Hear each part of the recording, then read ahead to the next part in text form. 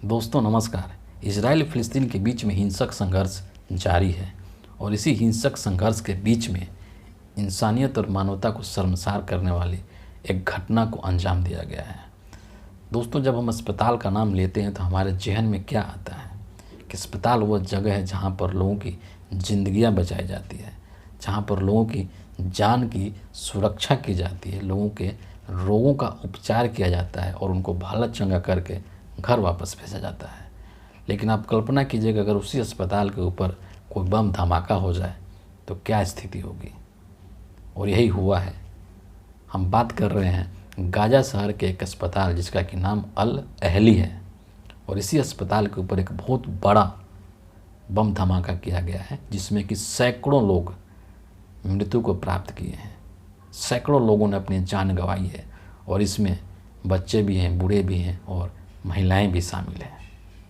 अब जब इस बम धमाके को अंजाम दे दिया गया है तो जाहिर सी बात है कि इसको लेकर के एक दूसरे के ऊपर आरोप और प्रत्यारोप का दौर भी शुरू होगा और हो चुका है।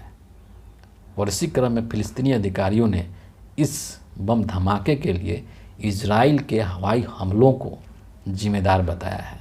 तो वहीं दूसरी तरफ इजराइल ने फ़िलिस्तीन के इस आरोप को सिरे से खारिज कर दिया है और इसके लिए फ़िलिस्तीनी संगठन PJI यानी कि फ़िलिस्तीनी इस्लामिक जिहाद को जिम्मेदार बताया है। आरोप प्रत्यारोप के यह जो सिलसिला है ये किसी निष्कर्ष पर पहुंचेगा या नहीं पहुंचेगा इसका तो पता नहीं है, लेकिन इस अस्पताल के ऊपर जो बम धमाका हुआ है इसने अस्पताल को छत बिछत स्थिति में ला करके ज़रूर छोड़ दिया है। ऐसे सैकड़ों लोग होंगे जो कि ज़िंदगी और मौत के बीच में जूझ रहे हैं।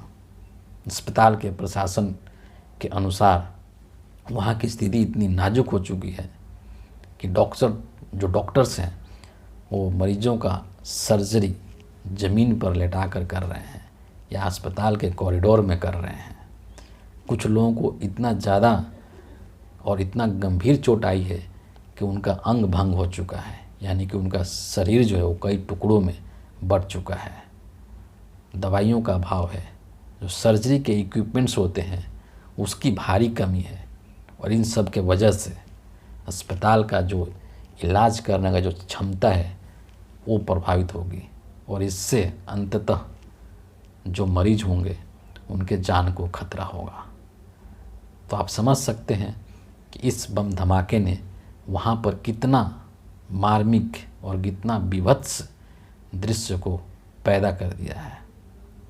और इसी वजह से दुनिया के सभी हिस्सों में इस चीज़ की आलोचना की जा रही है।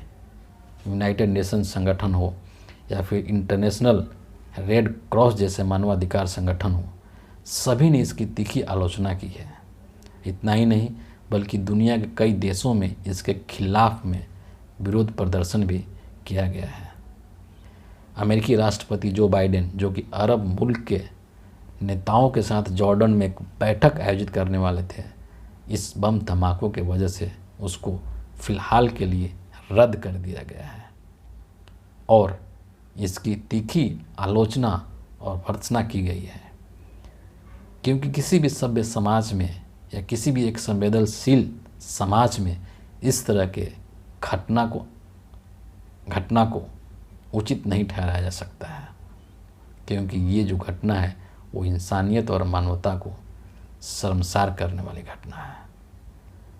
और अंत में यही कहना होगा कि जो युद्ध है वो किसी भी समस्या का समाधान नहीं है और इस बात को सभी जो देश हैं और देशों के जो लीडर्स हैं उनको ये समझना चाहिए कि हम आपस में अगर किसी भी मुद्दे को लेकर के कोई विवाद भी है तो उसको आपसी बातचीत के द्वारा उसका समाधान खोजा जा सकता है, उसका हल निकाला जा सकता है, न कि युद्ध करके और लोगों को मार करके।